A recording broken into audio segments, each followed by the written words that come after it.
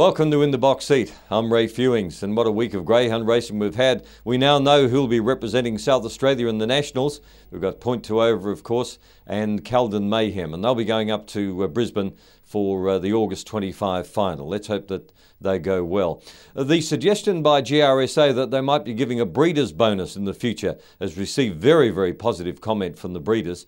Everyone I've spoken to said, well, yes, they'll certainly breed an extra litter or two, and that might be exactly what we need to make sure that the numbers are going to be there for the seasons to come. Robert Britton is in town this Wednesday. He's bringing 3 greyhounds over, and of course the Coca-Cola Derby is only just around the corner. Rob Britton has made a great success of bringing dogs to Angle Park in the past, and he'll certainly be worth watching on Wednesday with his runners there. And our guest is Brian Rayner on In the Box Seat this week, the trainer of Pints Delight. Now let's have a look at what's happening around the nation. No major events this week. We've got the Classic Prelude First Final on Thursday night. We've got some newcomers in that, as you would expect, and should be a good race. Now, don't forget Chaser's Face in the Crowd. We've had a lot of people in last Thursday night from the Leg Trap Hotel and a few of the other pubs around the place. Now, you better check each week Chaser's Face in the Crowd. If your dial comes up on grsa.com.au on this program, then you get in touch with us and you get dinner for 2 at Chaser's Restaurant. So it would be a great way to remember United Angle Park. Now, as far as what's on in SA this week, as I told you, the $4,000 final of the Classic 2011 Prelude.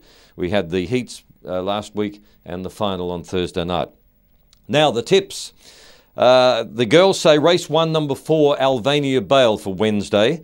Of course, been performing in great style over the 600 on Monday and Thursday nights, and they've dropped it back to a Wednesday, and you would think Alvania Bale would get back to the winner's circle. Race 5, number 2, So Elite is their other tip for Wednesday. It's only one race. 5 starts in Victoria at the 2 major tracks for a win and 4 placings. So obviously he has plenty of ability, So Elite. Now we move to Thursday night. Race 3, number 6, Kid Rockdale. Only won 1 race, but he's got 13 minor placings to his credit out of 20, and should be on the speed all the way.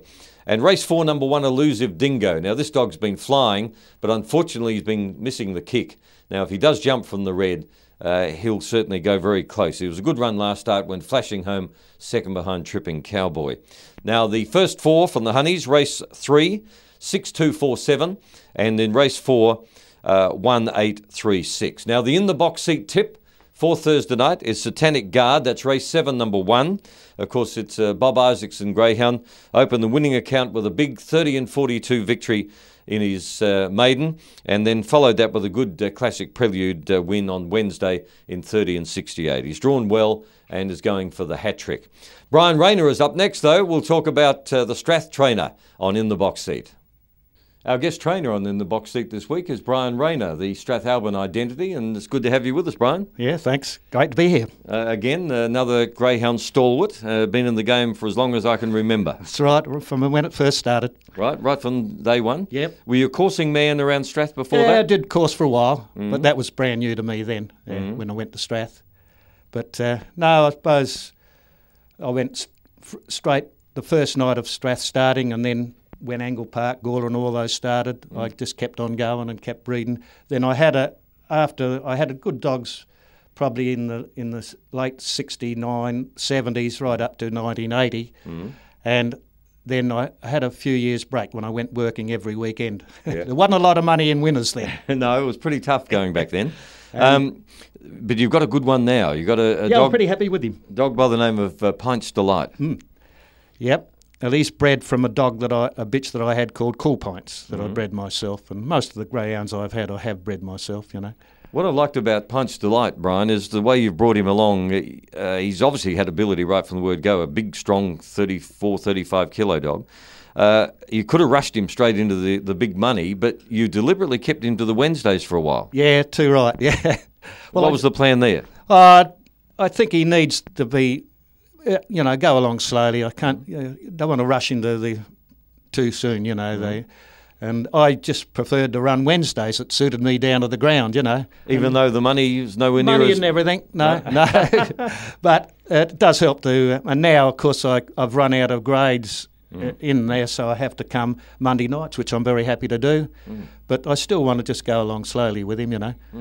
Well, he is a nice dog, and he's broken the 30 once or twice. Yep. What's your long-term aim with him? Do you think he'll work his way through the grades? Well, there's a derby coming up for the younger dogs, and I thought I'd try him in that, you know. He's still eligible for that? Yeah, he's eligible for the derby. Well, he's had a heap of experience. Yeah, under 30 months of age, you see. So they'll be on a Wednesday afternoon down here, and that'll see how he goes in that, and maybe if he can get a place in that and go on to come on Monday or Thursday night, well, I'll go on with there, you see. Where are the others in the litter? Well, he's only got a litter brother and a litter sister. The other litter brother is not as fast as him, but I haven't been able to get him the track. He keeps, you know how it is, sometimes they get injuries. Yep. And the litter sister, she's a very good bitch, but she won't run round the circle track. She won't only run up a straight. Right, well, so she's a Virginia dog by the sound of it. Yeah, that's right, yeah. So I haven't worried with that. I've just kept her there. I've still got her, but the time comes, you'll probably go to the Gap. What about other litters? Have you bred again from Cool Pints? No, I bred her to Mogambo, and she had one dead pup. And she's now 8 years old, but I would like to still try again with her.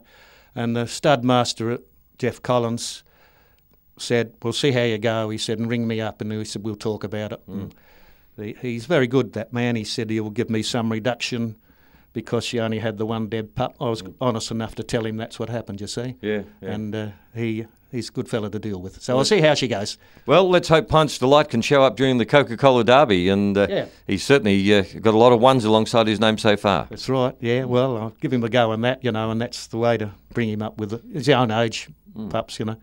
Well, you're a happy-go-lucky sort of a bloke, and a lot of laughs amongst the Strath blokes. There's a good camaraderie down there. Oh, yeah, it's great, you know. It's just something about the place, you know. You'd go over there and you know everyone, and they all mix in, help you, everything like that, you know. It's a great town to live in, and it's a good club to be in. We just need more people to come and visit us, and young ones to come and join in with us. You know, there's a future in it for young ones if they get a few together, buy a good pup, get someone to train it, and then gradually build up from there. Yeah. That's what we're hoping to get them to come to Strath. Well, we might put you in charge of that project. Brian, it's been great talking with you. Good luck with Punch Delight. Thanks very much for that. I appreciate it. Right, Brian Rayner with us with Punch Delight, and we certainly wish him well in the upcoming sequence. Just talking about the breeding, had a great story from Judy Hurley the other day. She went for a last litter from a bitch called Wee Vintage, and she missed it her last mating. So what Judy did this time around, to try and give herself a better chance, she actually mated Wee Vintage with 2 dogs. She mated Wee Vintage with Mantra Lad and one of her own.